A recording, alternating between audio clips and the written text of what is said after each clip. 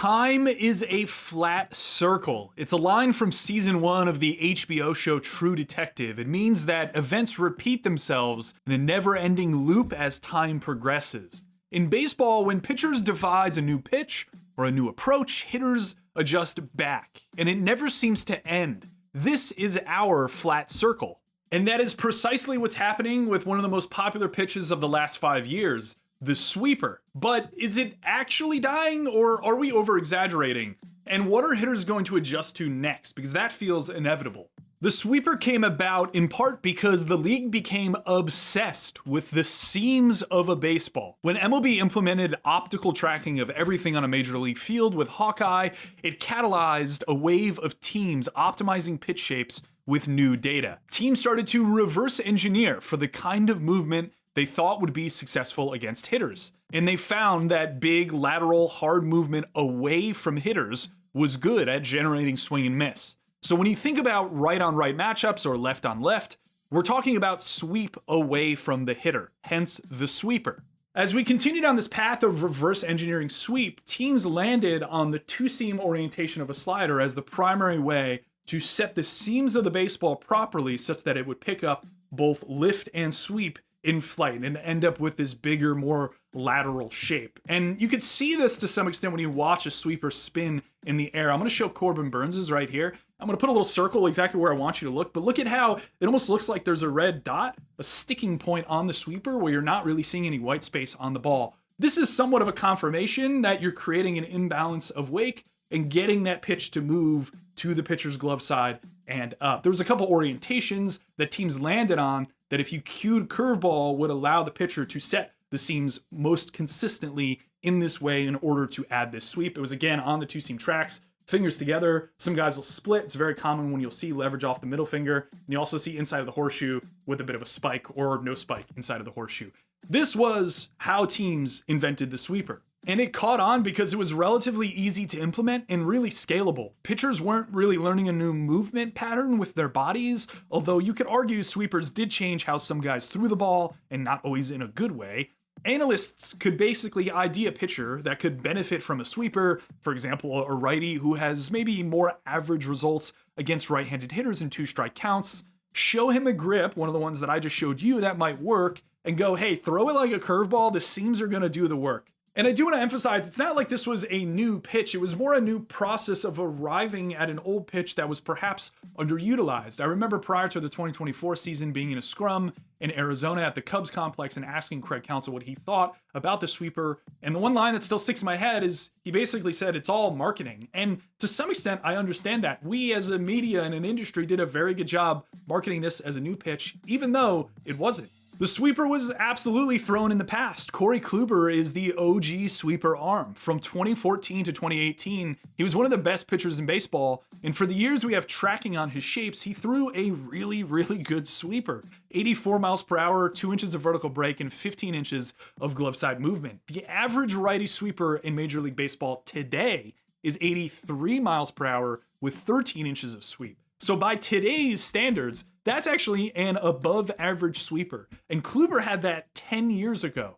This pitch gave Kluber the best expected run value in baseball for that period of time among all breaking balls thrown by one pitcher in a sample of about 350 qualified arms. And given that he only threw it about 20% of the time to righties, you can make an argument he could have been even better if he threw this pitch 30 to 35%. He was one of the few to have it in an era where hitters weren't used to it.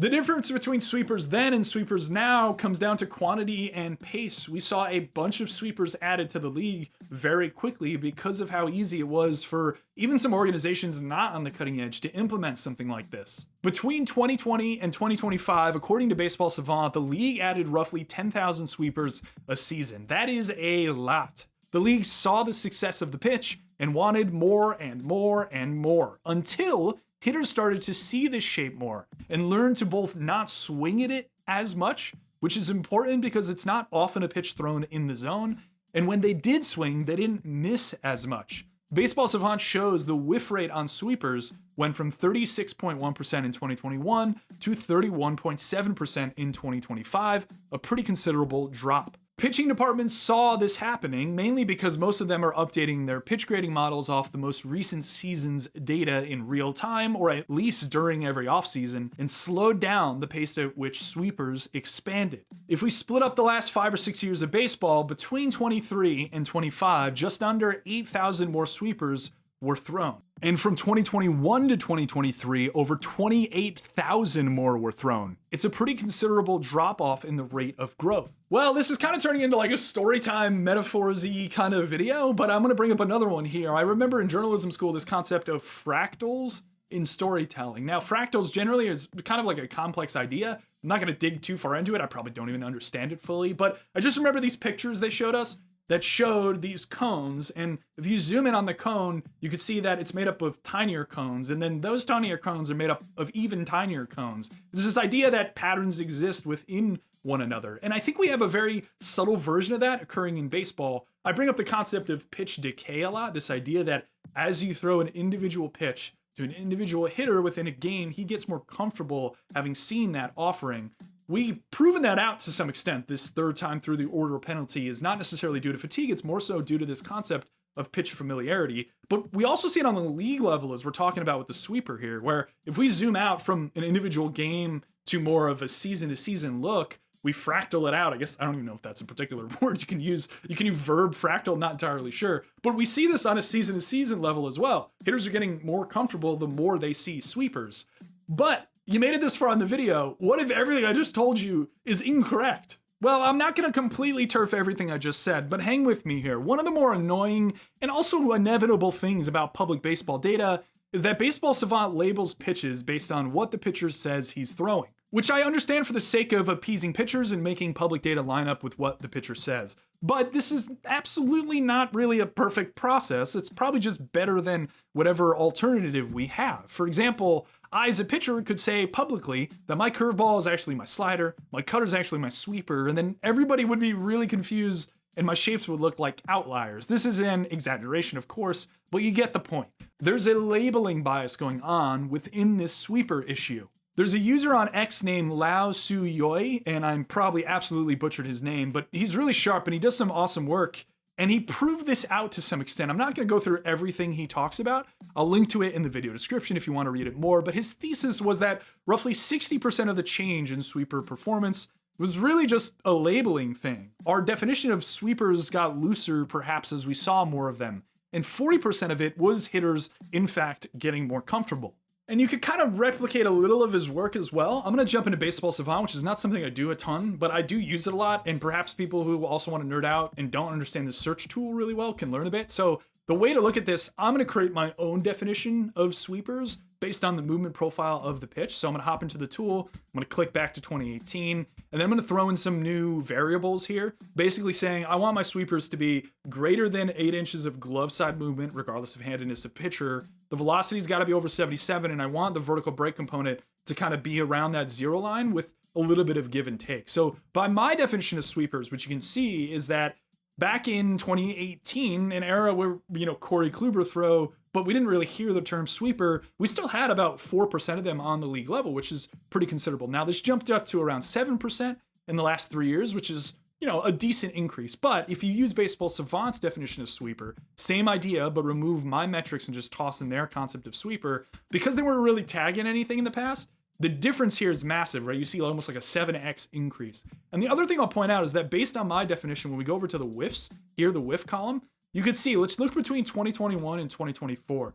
The whiff drops about 3 percentage points here. Again, considerable. Hitters are getting a bit more comfortable, but you can almost argue the way we are marketed on this to some extent is that from 2021, 36% down to 31 is 5 percentage points. So that rate that is being talked about by our friend here who did some really good work and kind of theorizing that maybe all this hitter advantage is more so just a classification thing to some extent is backed up to some extent by the data I look at as well here. Now, there's some other angles here, especially the concept of like, what exactly do we consider a sweeper? If a guy's a pronator and he's throwing a sweeper, but it's not particularly good. Does that end up in the sweeper category? It wouldn't in my case. So perhaps this is just capturing different kinds of sweepers. Anyways, I would just hesitate a bit on saying hitters are getting incredible at sweepers. I think it's most accurate to say that we've walked right up perhaps to the ceiling of sweeper usage, partially because of hitters getting more comfortable with the offering, but the good iterations of sweepers are still going to exist. I don't think we're entering a period of time where sweeper usage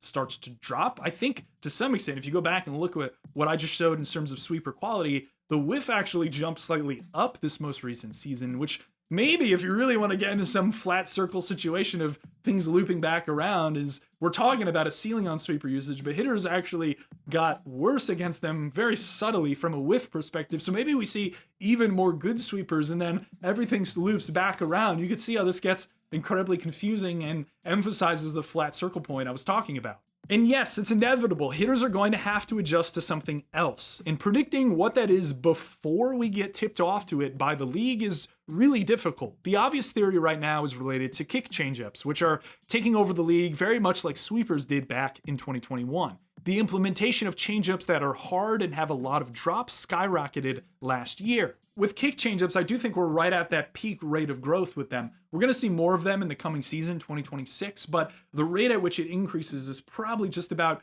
to tail off. And again, this is something the league has kind of tipped us off to. We could see it in the data. It's already happening, so we could kind of predict more accurately what will happen. If we're trying to focus on something that hitters will have to adjust to that is not a trend at this moment in time, it's a lot more difficult, but there's two places I'm going to go, and it's back to sliders. There are two parts of a pitch plot that teams are going to start to push into. The first one we're already seeing a bit of, so we've been tipped off to it to some extent. You could call it the death ball area, but I'm thinking a bit more above that, just purely in this bullet spin area. These shapes spin similar to a bullet on their way to a plate, and they're often called in the industry gyro balls. They represent the center of pitch plots. When we look at these shapes thrown above 85 miles per hour in the definition I'm using, we're seeing a very subtle increase year over year. And this is as the general population of non-sweeper sliders, which is this large area right here, is actually decreased over the last 3 seasons.